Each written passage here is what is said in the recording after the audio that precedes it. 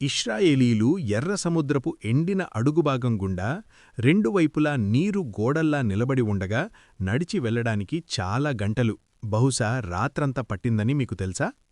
అయినప్పటికీ ఫరో యొక్క సైన్యం వేగవంతమైన గుర్రాలు మరియు యుద్ధరథాలపై ఉరుముల్లా దూసుకువస్తున్నప్పటికీ వారిని సకాలంలో చేరుకోలేకపోయారు లేదా పట్టుకోలేకపోయారు.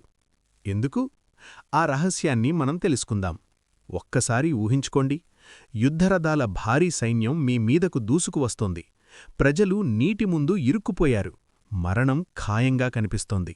కాని అకస్మాత్తుగా వారికి దారి చూపుతున్న దేవుని దూత ఊహించని పని చేస్తాడు.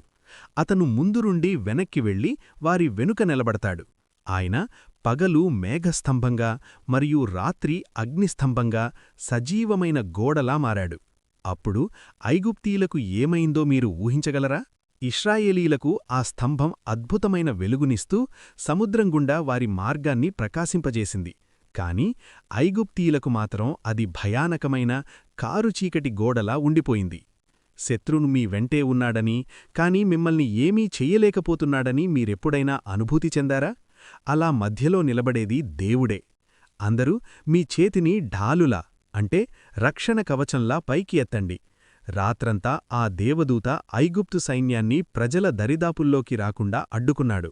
ఉదయం దేవుడు ఆ స్తంభం గుండా చూసి వారిలో గందరగోళాన్ని సృష్టించాడని మీకు తెలుసా?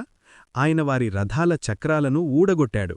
వారు పారిపోవడానికి ప్రయత్నిస్తూ ప్రభువు వారి పక్షాన పోరాడుతున్నాడు అని అరిచారు. కాని అప్పటికే చాలా ఆలస్యమైంది. ఇశ్రాయేలును రక్షించిన అదే అడ్డుగూడా ఐగుప్తుకు ఉచ్చుగా మారింది. ఒక అగ్నిదూత మీ వెనక కాపలా ఉన్నాడనే భరోసాతో నీటి గోడల మధ్య నడుస్తున్నప్పుడు కలిగే ప్రశాంతతను ఊహించుకోండి. విశ్వాసికి దేవుడిచ్చే భద్రత అది. శత్రువు మిమ్మల్ని నాశనం చెయ్యాలనుకున్న చోటే దేవుడు తన మహిమను ప్రదర్శించడానికి దానిని ఉపయోగించుకుంటాడు. ఆయన కేవలం మీకు మార్గదర్శి మాత్రమే కాదు, మీ వెనక ఉండి కాపాడే రక్షకుడు కూడా.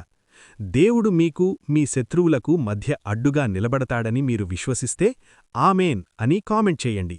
మరిన్ని విశ్వాసాన్ని పెంచే బైబిల్ కథల కోసం ఈ వీడియోను లైక్ చేసి షేర్ చేయండి మరియు మమ్మల్ని ఫాలో అవ్వండి.